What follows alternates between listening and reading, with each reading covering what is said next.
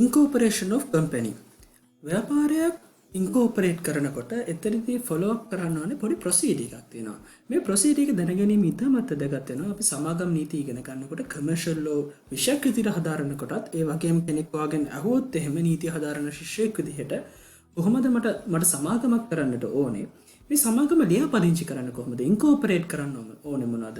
මොනවද මට තියෙන්න ඕනේ රික්වයර්මන්ට්ස්? මම කොහොමද රෙජිස්ටර් කරන්නේ? මොනවද යවන්න ඕන ඩොකියුමන්ට්ස්? මෙන්න මේ කියන කාරණාවන් ඔයා දැනගෙන තිබීම වැදගත් වෙනවා විභාගයටත් ඒ වගේම නීති ශිෂ්ටයෙක් විදිහටත් ඉදිරියේදී නීතිඥයෙක් විදිහට දිවුරුම් දෙනකොට සමාගමක් ලියාපදිංචි කරන්නේ කොහොමද කියන කාරණා සම්බන්ධයෙන් දැනගෙන සිටීම වැදගත් වෙනවා.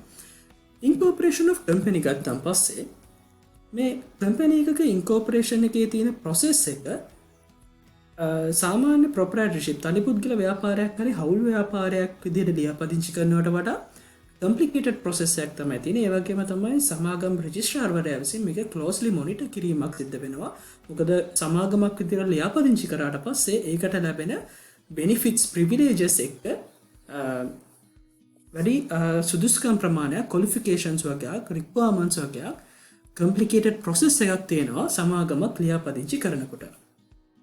Section 4 සමාගම් පනතේ Section 4 number 7 of 2007 of Companies Act Section 4 stipulates the methodology of incorporation or the method of incorporation.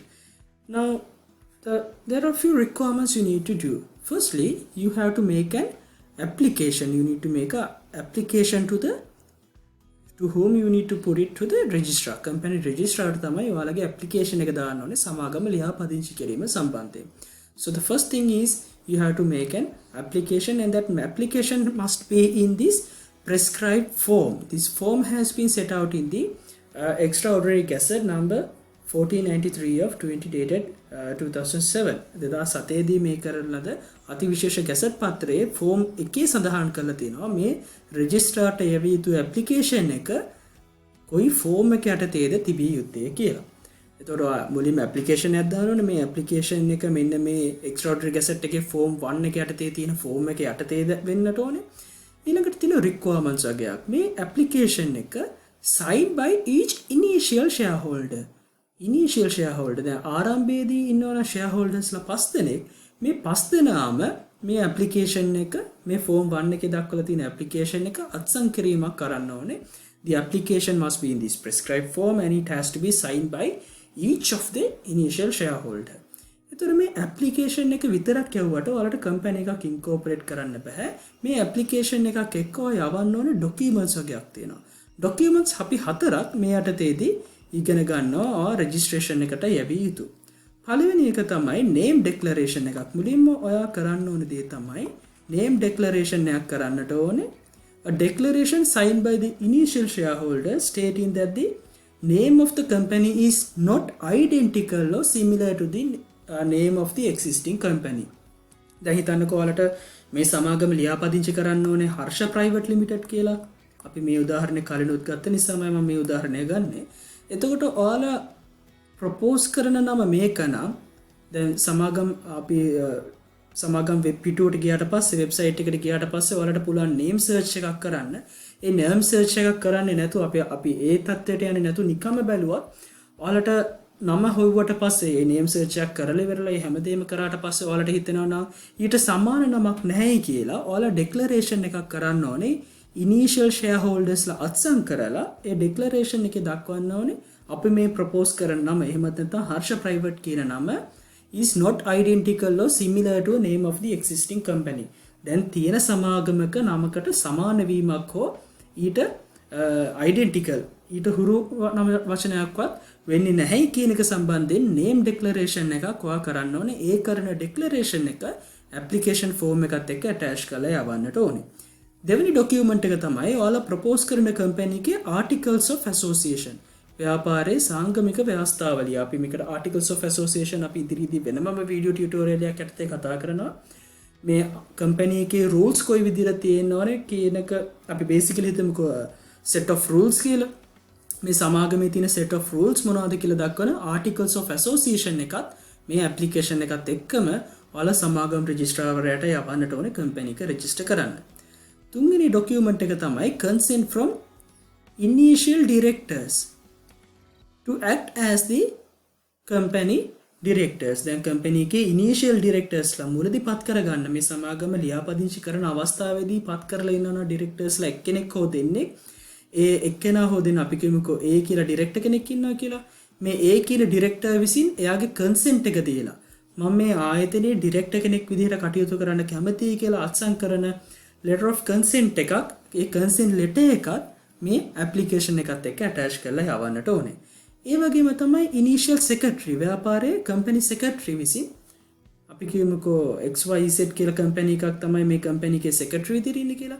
A company secretary එකෙන් එයාලගෙත් consent letter එකක් ඕනේ. එයාලා මේ ආයතනයේ secretary විදිහට කටයුතු කරන්න act කරන්න කැමතියි කියලා. එතකොට මේ application එක මේ prescribed form එකෙන් එයාලා හදලා ඒ application එක initial shareholders ලා sign කරලා and that an initial the signed document, the signed application which is signed by the initial shareholder must be forward to the registrar with these following documents: a name declaration stating that the company's name is not identical or similar to a name of the existing company, and the second set of document is the articles of association, and third set of document is the consent letters from the initial directors stating their consent to act as the company directors, and finally consent letter from the secretaries has to be attached to the application which is been forwarded to the registrar. So that is the incorporation process which has been stipulated under the section 4 of the Companies Act. Right. Now the next step. Section 5 says incorporation of company. Now see, when it comes to now they said on receipt of properly completed application. Then අර කීපු application එක initial shareholders ලා sign කරලා ඒ අදාළ form එකේ දක්වලා අර අපි කීපු documents set හතරත් එක්ක properly completed කරපු application එකක් registrarට ලැබුණම මෙතනදී යොදාගෙන තියෙන වචනේ තමයි registrar shall. registrar may කියලා නෙමෙයි යොදාගෙන තියෙන්නේ. registrarට කිසිම discretion එකක් නැහැ. properly complete කරපු application එකක් registrar වරයාට ලැබිලා තියෙනවා නම් එයා මොකද කරන්න ඕනේ? ඒ අදාළ කරුණු ටික ඒ particulars company register එකේ සඳහන් කරන්න ඕනේ. enter particulars in the registry. ඊට පස්සේ එයා assign කරන්න ඕනේ company number එකක්.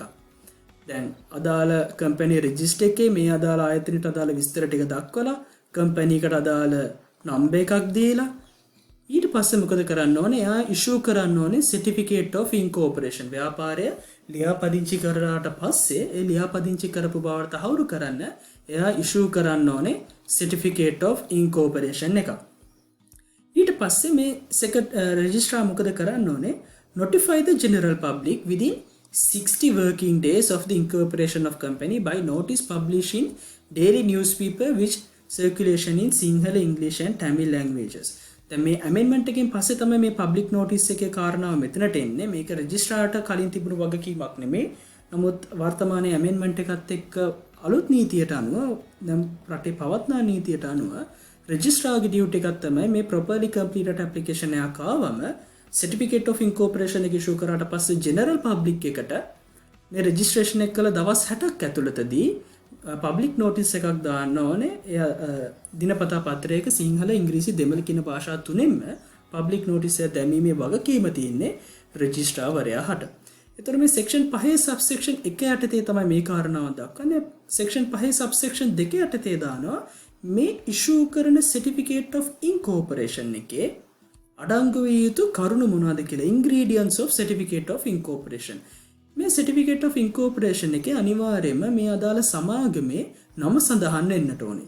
ඒ වගේම තමයි සමාගමේ නාමට අමතරව සමාගමේ අංකය, company number, company registration number, company name has to be included in the certificate of incorporation, and also they have to include the date of incorporation.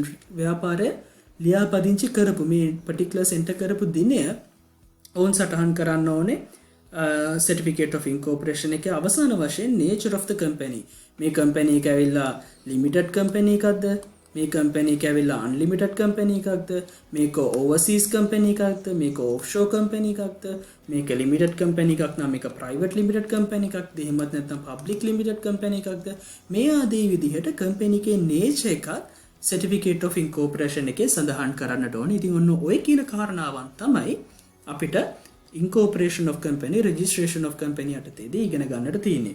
ඉතින් මේ පාඩම සම්බන්ධයෙන් ඔයාලට මොන හරි ප්‍රශ්න තියෙනවා නම් ඔයාලට පුළුවන් අපේ 24/7 ස්ටුඩන්ට් කෙයාර් සර්විස් එක හරහා ඔයාලට තියෙන ඕනෑම ප්‍රශ්නයක් ඔයාලට තියෙන ඩවුට්ස් निराකරණය කරගන්න මේ ඉහිතින් දැක්වෙන නම්බර්ස් දෙක යටතේ තියෙන Viber හෝ WhatsApp පණිවිඩයක් යොමු කිරීමෙන්.